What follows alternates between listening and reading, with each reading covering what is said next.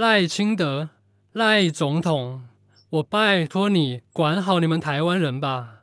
啊，我們印度大陸的這個小粉紅紅衛兵已經夠多了，怎麼還會有台灣人跑到大陸來當小粉紅、當紅衛兵呢？我真的很無語。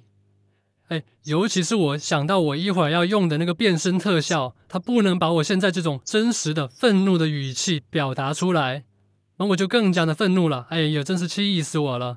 情況是這樣子的，我不是準備在 YouTube 上面起號做自媒體嗎？大家都知道，我們大陸人跑出來做自媒體，那有兩個特點。第一個就是呢，就是總是忍不住，還是要多少要針砭時弊，要批評一點。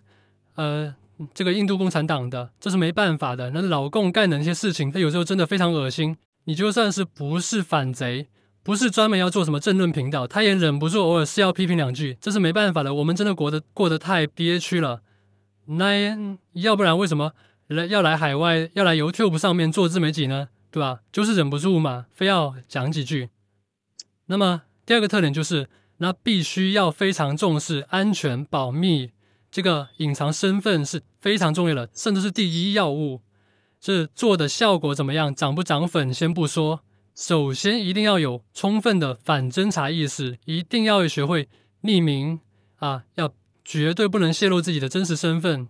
然而我上一個號做的剛開始有點起色，流量也在迅速增長的時候，我突然反應過來，我發現我的身份洩露了，或者說有身份洩露的潛在風險，而有可能讓我洩露身份信息變得不安全了的，竟然是一個台灣的小粉紅，竟然是一個台灣的留學生，我真的無語了。是這樣子的，在我上學的城市呢，有很多台灣留學生。這件事情本身就很奇怪，怎麼現在還有那麼多台灣留學生在咱們印度大陸留學？你之前跟他們交往的時候嘛，我一想到，哎呀，你們是文明社會來的，是民主社會來的，我肯定很羨慕呀，我就想多跟他們交往嘛，然後就聊得比較深入，也聊得尺度稍微大一些嘛。我就感覺跟台灣聊天還是挺舒服的，我很羨慕台灣羨慕你們的民主，羨慕你們的法治。我呢就沒有忍住，給他們嘚瑟了一下，說我也在做 YouTube 顯然跟他們講了我的頻道，甚至就是炫耀一下，誇讚一下，我是一個印度大陸的研究生，但是我腦子裡面也是充滿了這個普世價值，我也是非常信奉民主、自由、科學、法治的人。但是呢，就這麼嘚瑟一下嘛，就給我帶來了風險。就他們在席間嘛，吃飯桌上，然後大家說：“你這個頻道不錯，我回頭也會關注一下。”我心想，這肯定在這飯桌上客套話嘛。呸！沒想到還真有人關注了。關注了吧也不要緊，但是後來我慢慢反應過來了，那就是這些台灣人。我越來越發現，他們也不是那麼的，就是信奉民主、信奉普世價值。有一些人腦子裡面也很紅、很專的。好了，完蛋了，我就一直隱隱有一種擔心。直到有一天，我發的視頻真的被一個人評論了從他評論的話裡面，我就知道他是我現實生活中接觸過的一個台灣留學生。好了，完了，現實生活中的人在我這個匿名的賬號上面關注了我，他認識我。這個風險就大了，我一下子就意識到我這個號絕不能再更新了。雖然過去我發的內容其實沒啥敏感的，但是我難保以後我會忍不住我會多多少少會說的什麼批評老共的話，也許會踩紅線其實應該就是肯定會踩紅線，因為他們根本就沒有明確的紅線。他們想要整理的時候，你什麼事都沒犯，你本身翻牆這個行為就足以給你定罪了。那我還想要畢業呢，我還要拿學位證呢。那我就暫時先不更新了，然後我就想辦法去查這個真的來關注我並且評論了的人，在現實生活中是誰，是一個什麼樣的人。我花了很長一段時間，我停更了，我不做視頻了，我專門去查這個人，後來查到了，那我勒個去呀！他真的就是最糟糕的那種情況。那個台灣留學生他是一個很專的人，他是個小粉紅，就整天的厲害了我的國，戰狼外交的那一套的那種人，信奉這些的那種人，完了，那肯定完了，我這個號以後就做不下去了，哎，那我只能就把這個號廢了，然後現在重新開一個號，那現在這個號是個新號，一點流量都沒有，你說這是怪誰啊？那當然一半怪我自己不謹慎，另一半就怪你。就怪你賴總統，你沒有管好台灣人，嘿嘿，哎，開玩笑了，我這是標題黨啊！我知道你也上任沒有多久，但是就這個事情啊，我想說點嚴肅的，我真的要提醒你們啊，一定要提防那些從台灣到咱們印度大陸來留學的留學生。這個印度的這些台灣留學生太容易被洗腦了，因為現在嘛，就是自從康麥郎登基以來。我們現在大學裡面，印度大學裡面留學生，那個香港、澳門、台灣的這些留學生也要上政治課了。雖然那個政治課，它只是開卷考試可以翻書的，就難度不大，但是這個課上這個課本身就是一種很嚴重的洗腦的行為。而這些台灣留學生實在是太容易被洗腦了，他們好像一點抗體都沒有。完全不像咱們印度大陸人，這個被洗腦多年了，反而洗出抗體來了。很多東西你這上面講歸你們講，然後我該交的作業就我照常交，然後寫的東西那是燙紅非常專，但是一個都不會過腦子。他們不會，這個台灣留學生上了那個政治課，那是熱血沸騰啊，比紅衛兵還要紅。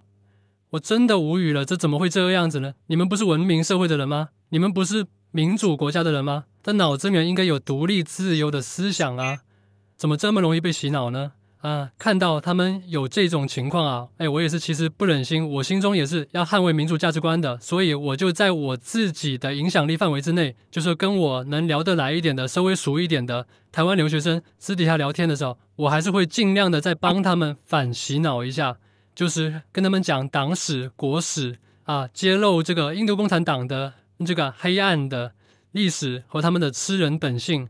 我還是會盡量幫一幫他們的，但這個上我能影響得了多少人，對吧？我自己也非常有限。還有一點就是，他們其實除了被這個政治課洗腦，他也還容易被物質收買。大家都知道這個，我還真不知道你們知不知道啊？你們知不知道？台灣留學生到這個印度大陸來上學，會有很多物質利益的好處，他們會有很多事兒都不需要自己付錢，就是可以去享受各種好處，比方說。每年都會有專門組織他們出去遊玩啊，就是走遍印度大陸的這個大好河山，是吧？然後呢，公費報銷，去到處吃喝玩樂。有時候我出去玩，我請他們吃飯，他們都說不需要我付錢的。你們把發票要了，去找老公報銷，真的，他們可以拿到很多物質好處了，就是實打實的花錢收買他們。這怎麼說呢？其實就是被糖衣炮彈收買、出賣了靈魂。我強烈建議賴總統對這些人啊，你們一定要嚴格審查，千萬不能讓他們混進民國的軍隊還有政府，尤其是要打仗了，你知道嗎？我是判斷真的馬上要打仗了，你們要拿出一點政策來呀！比如說有這個印度大陸留學回來的留學生，你必須詳細登記。上過哪些課，教過哪些作業，發表過哪些文章？要找這種體制內關鍵崗位的工作的之前呀，先要進行審查，一經查實，就如果有瞞報的，或者說有明顯的這個親共的，一經查實，一律不得錄用，好吧？這是我給你們一點這個台灣政治的這個提案建議，是吧？我今天還有機會參與上民主社會的政治生活了，哈哈哈哈哈。不知道台灣是不是已經有了這樣的政策啊？我這個情況不太了解。如果沒有的話，早日這個把它提上那個國會議事日程，好吧？但是呢，也不得不說，其中還是有一部分例外。我認識有一位哥們，就是他眼看現在局勢不對，因為他也相信我的判斷，真的要打仗了，於是他決定休學，找個時間休學，回去服兵役。我說兄弟，你是咋想的呀？要打仗了，你現在還回去服兵役呀？你圖什麼？你身在印度大陸，你有無數的辦法去躲避這個兵役，你為什麼非要回去呢？然而他跟我義正言辭地說，保家衛國，男兒有責。你看看，那我還能說什麼呢？我只能說我敬佩這四條漢子，這哥們兒的體內裝着比館長陳之漢還要高大的靈魂，比館長陳之漢還要高大的靈魂。哎，我不僅是敬佩他了，我還羨慕他。他有這麼美麗、這麼幸福、這麼自由、這麼偉大的祖國可以熱愛，而我們呢？空有一腔熱血，卻無處安放啊！空有一腔愛國熱血，卻無處安放啊！我希望你們一定要嚴格甄別從印度大陸留學回去的台灣人，絕不冤枉任何一個像這位哥們這樣的愛國熱血青年。但是也絕不能放過任何一個出賣了靈魂，變成了小粉紅，甚至是紅衛兵的這種老共的走狗啊！咱不能說一定要把他們怎麼樣制裁他們，但是至少要防止他們在台灣搞破壞啊！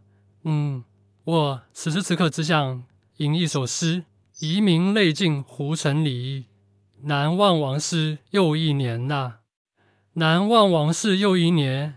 王師還剩幾個連啊？